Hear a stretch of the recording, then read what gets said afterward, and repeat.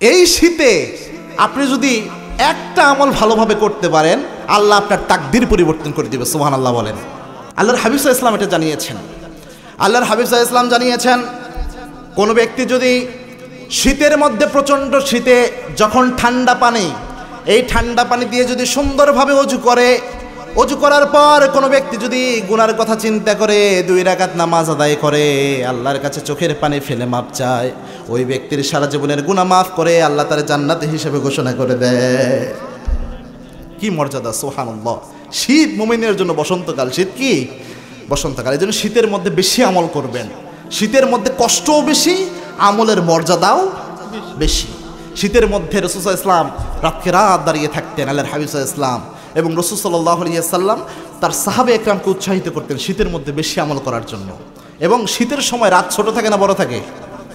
বড় থাকে। এই পুরা রাতটা যেহেতু লম্বা থাকে,